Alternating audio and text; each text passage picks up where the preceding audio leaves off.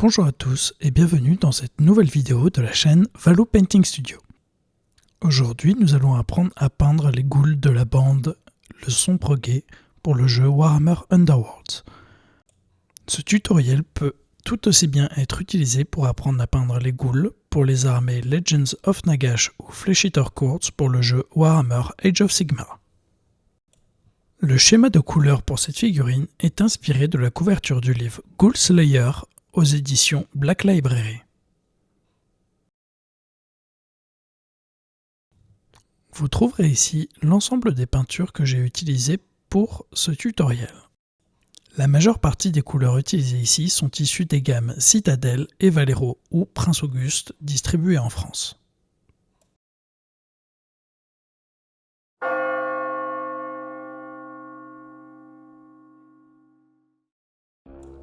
La majeure partie de la peau est traitée à l'aérographe.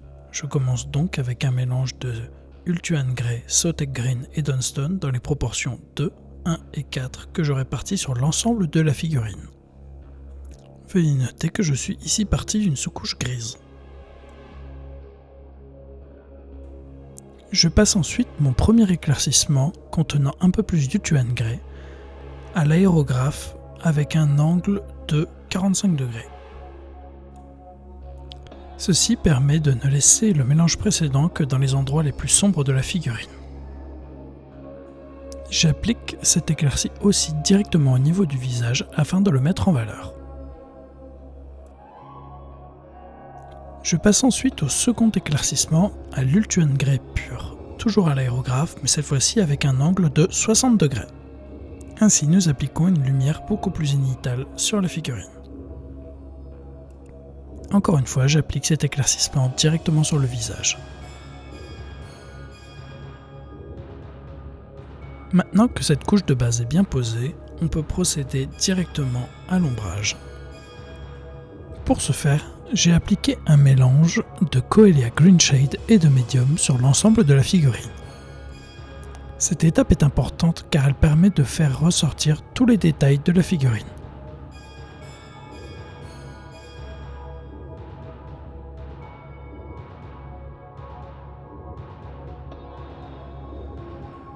Une attention particulière est prêtée au visage, car cet ombrage permet de faire ressortir les traits de caractère du personnage.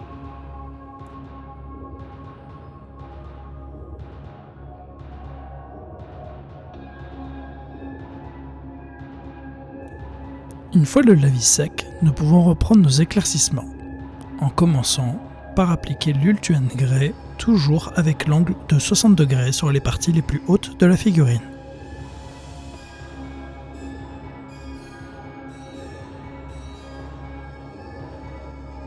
Nous pouvons maintenant appliquer notre dernier éclaircissement à l'aérographe. Un mélange d'Ultuan Grey et de blanc, peu importe la marque, est appliqué sur les zones les plus propices à attirer la lumière.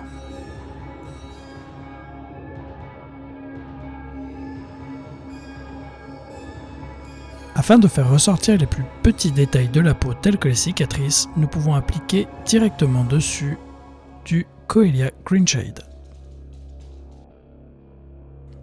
Nous pouvons donc maintenant procéder aux éclaircissements directement au pinceau, en commençant par notre mélange de blanc et d'Ultuan Grey. J'applique ces éclaircissements sur les zones les plus proéminentes du visage, comme les pommettes, les sourcils, le nez et le dessus du crâne.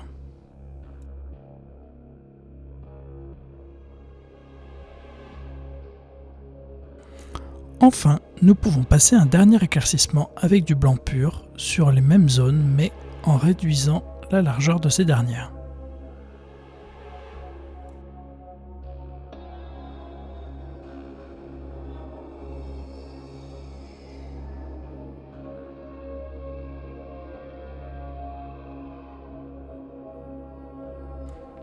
Dans le choix de schéma de couleurs, j'ai imaginé que mes ghouls passent leur temps à ramper dans des charniers, et donc qu'à force, leur peau serait colorée de rouge au niveau des zones qui seraient le plus en contact avec le sol. Pour ce faire, j'ai utilisé du Red Tone de chez Army Painter en plusieurs passages. Afin de limiter la démarcation entre les zones rouges et propres de la peau, j'ai décidé de lisser la transition entre les deux en nettoyant mon pinceau et en l'humidifiant. Ainsi, j'ai pu fondre la teinture rouge dans le reste de la couleur.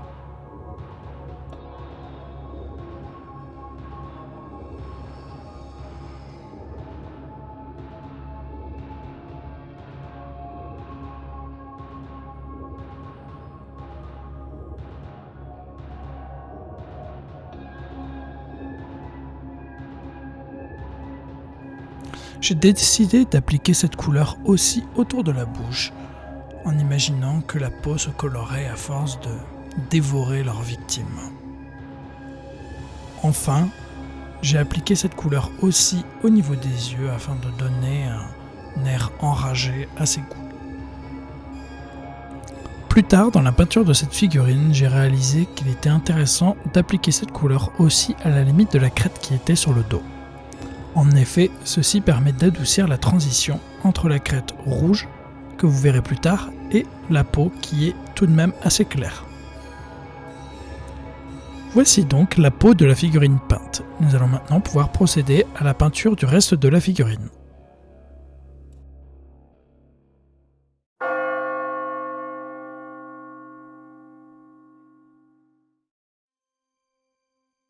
Nous allons commencer par appliquer toutes les couleurs de base pour le reste de la figurine, en commençant par la crête. Cette dernière a été peinte en Corn Red.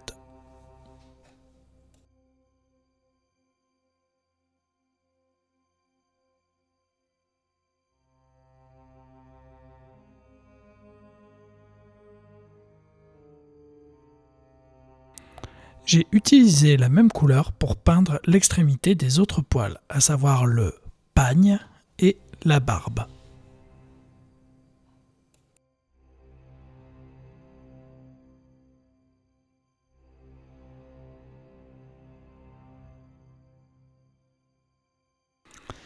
J'ai décidé aussi de renforcer l'effet rouge sur les pieds et les mains en appliquant la même couleur. Pour ce faire, j'ai utilisé la méthode du pointillé. Vous pouvez facilement utiliser cette méthode en coupant un vieux pinceau à angle droit, puis en appliquant des pointillés avec un pinceau peu chargé en peinture, un peu sur le même modèle que le brossage à sec.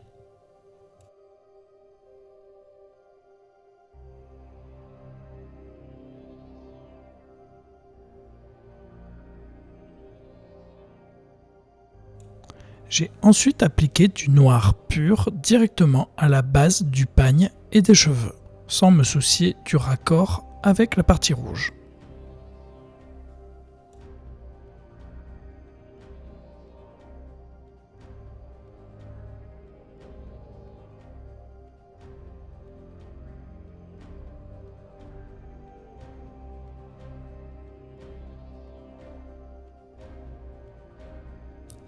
J'ai ensuite utilisé du Rhinoxide pour lier les deux couleurs, le noir et le rouge, sur les parties pagne et barbe.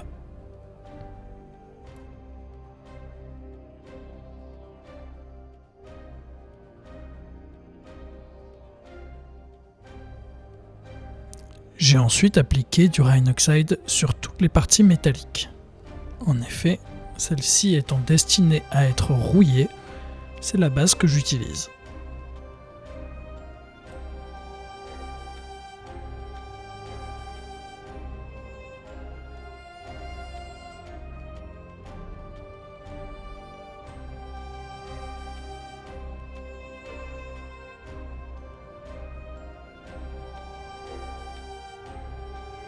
Ensuite, j'utilise la couleur Racquard Flèche comme base pour toutes les parties os de la figurine.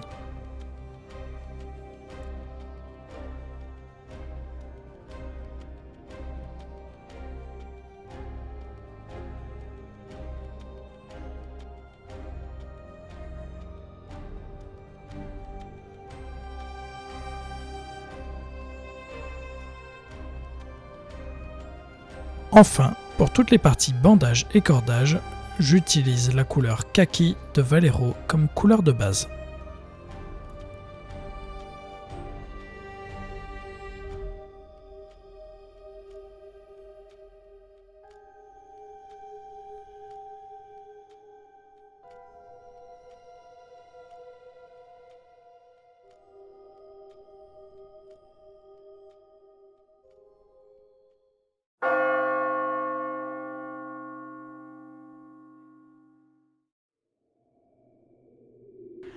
Une fois nos couleurs de base bien sèches, j'utilise Agraxor Shade de chez Citadel pour ombrer toutes les parties que je viens de peindre, à l'exception bien entendu de la peau qui est déjà terminée à ce stade. Ce lavis est appliqué à toutes les zones rouges et beiges de la figurine, c'est-à-dire les crêtes, les mains, les bandages et les os. Comme pour l'ombrage appliqué lors de l'étape de la peau, cette étape permet de faire ressortir les détails et d'apporter de la profondeur aux couleurs.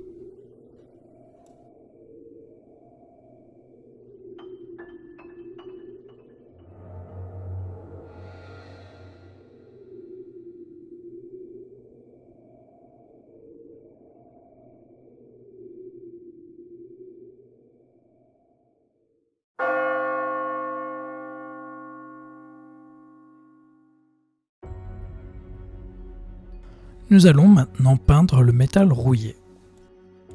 J'utilise encore une fois la méthode du pointillisme pour appliquer une couche de Scrag Brown de chez Citadel. Encore une fois, vous pouvez utiliser un vieux pinceau que vous avez coupé. Le fait de tapoter le pinceau de cette manière permet de déposer assez aléatoirement la couleur et de donner finalement cet effet de rouille si particulier. Pour les zones plus difficiles d'accès, vous pouvez utiliser un petit pinceau à détail, mais finalement assez vieux, car cette opération est assez destructrice pour les pinceaux.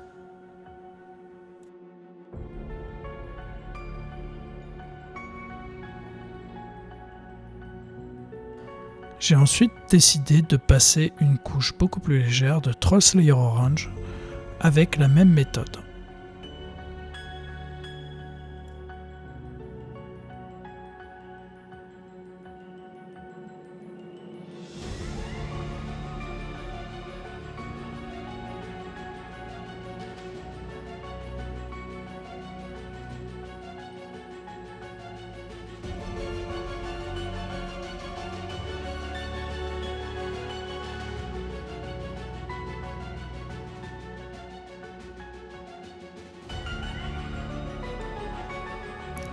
Enfin, avec une peinture métallique assez claire du type Stormhouse Silver, vous pouvez passer les arêtes. Il s'agit ici de mettre en valeur les parties les plus sollicitées de l'arme, à savoir le tranchant, et toutes les parties proéminentes. Vous pouvez aussi ajouter quelques éraflures pour plus de réalisme.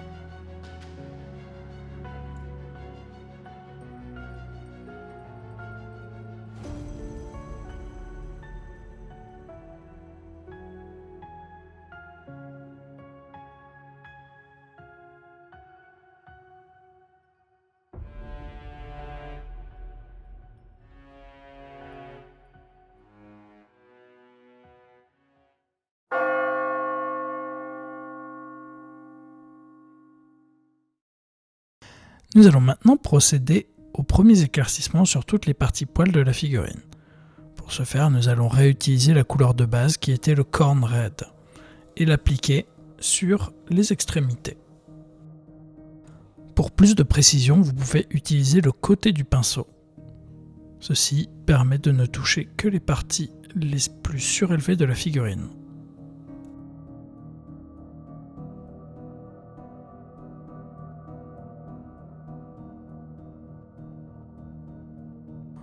Vous pouvez réappliquer la couche de base de Corn Red sur les mains et les pieds en laissant la partie ombrée dans les creux les plus profonds.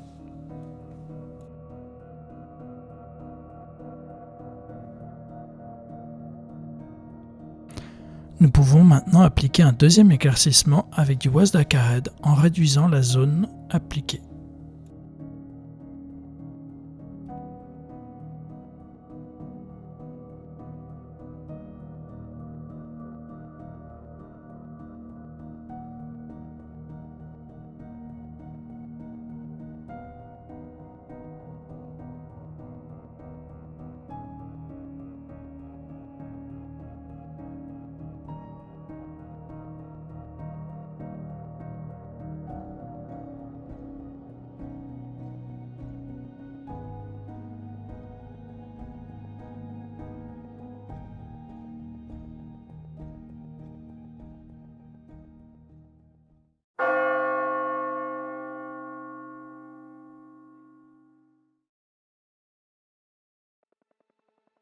Nous allons maintenant éclaircir toutes les parties os en commençant par réappliquer la couche de base de Rakarth Flesh.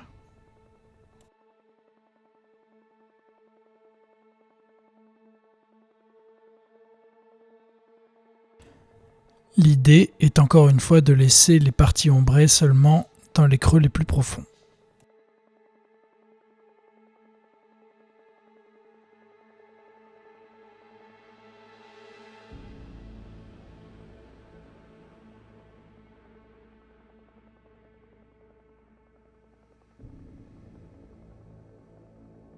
Nous allons maintenant appliquer un premier éclaircissement d'un mélange de Pallid Wych Flesh et de Rakarth Flesh sur les parties les plus proéminentes.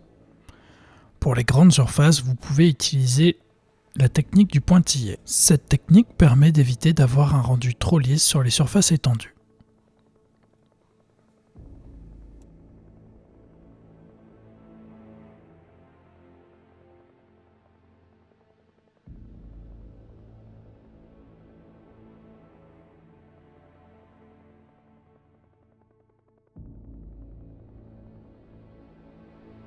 Enfin, nous allons passer au dernier éclaircissement sur la partie os en appliquant du Pallid Wych Flesh pur.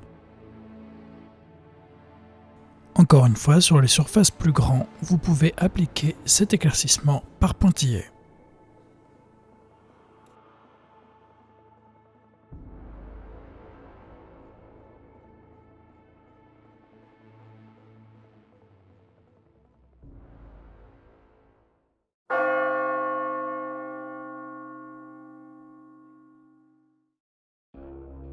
Nous allons maintenant procéder à l'éclaircissement de toutes les parties bandage et cordes, en commençant par réappliquer notre couche de base de kaki.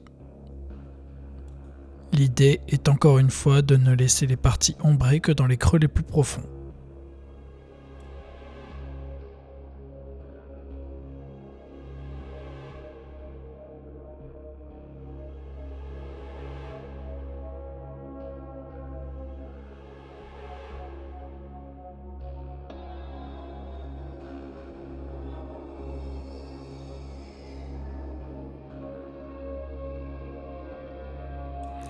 Nous pouvons ensuite faire un premier éclaircissement avec un mélange de kaki et d'ivoire. Pour un meilleur rendu, j'ai décidé d'éclaircir les extrémités du bandage en laissant la zone au milieu un peu plus sombre.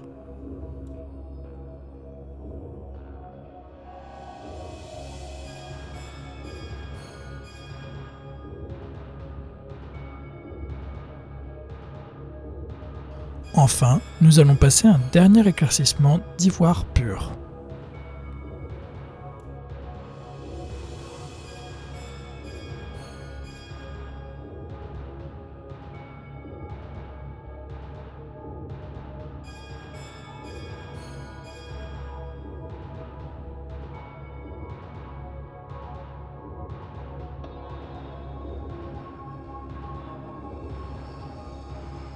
Nous allons utiliser la même couleur afin de peindre les yeux. Pour peindre les yeux, il n'est pas nécessaire d'avoir un très petit pinceau. Un pinceau de taille moyenne mais avec une pointe très effilée permet d'avoir de très bons résultats. Nous pouvons enfin utiliser l'ivoire pour peindre les dents de la figurine.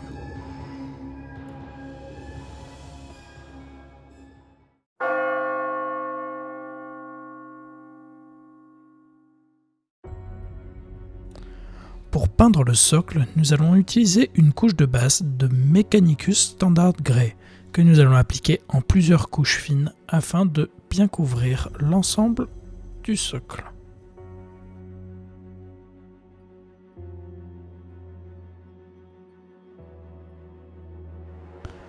Une fois la couche de base sèche, nous allons appliquer un lavis d'Agrax Earthshade.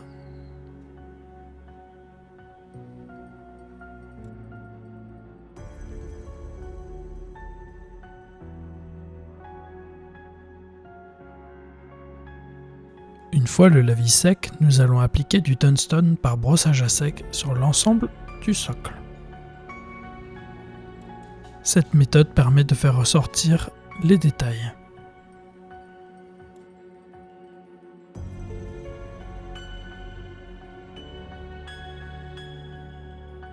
Nous allons ensuite appliquer un brossage à sec plus sélectif d'un mélange de Dunstone et d'ivoire.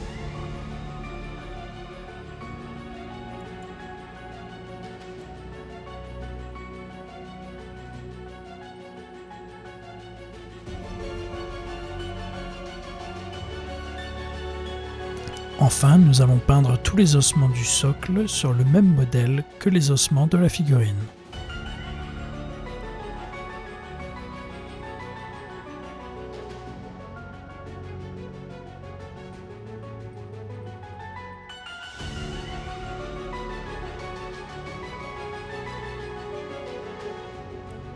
Vous pouvez enfin peindre le tour du socle dans la couleur de votre choix. Ici, j'ai choisi le noir.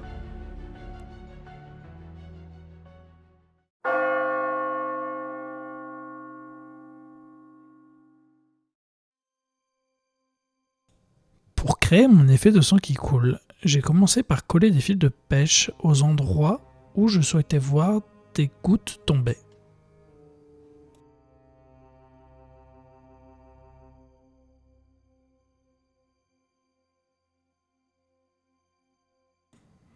Une fois la colle sèche, j'ai réajusté la longueur du fil pour correspondre à la taille des gouttes que je souhaitais. J'ai ensuite utilisé le fil de pêche comme support pour peindre la peinture Blood for the Blood God de la gamme Citadel. J'ai veillé à mettre une quantité suffisante de peinture pour créer un effet de goutte au bout du fil.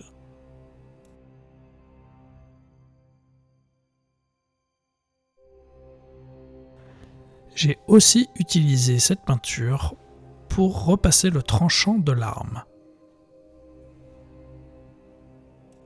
Enfin, en utilisant le pinceau, j'ai appliqué quelques traînées pour simuler le mouvement de l'arme. Vous pouvez ensuite appliquer un mélange à parts égales de Medium et de Blood for the Blood God sur l'ensemble du socle, à l'exception des dalles et des rochers un peu plus volumineux.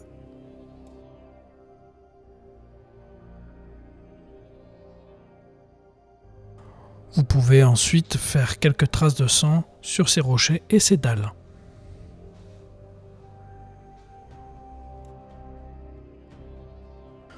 Pour finir, j'utilise le même mélange de Medium et de Blood for the Blood God.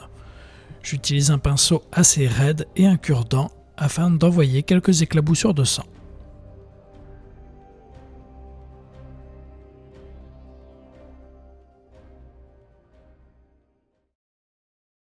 Vous pouvez voir ici le rendu final sur cette figurine. Bien sûr, vous pouvez utiliser la même méthode pour toutes les autres ghouls de la boîte Le Sombre Guet ou sur n'importe quel autre ghoul pour les Flesh Eater Courts dans le jeu Warhammer Age of Sigmar.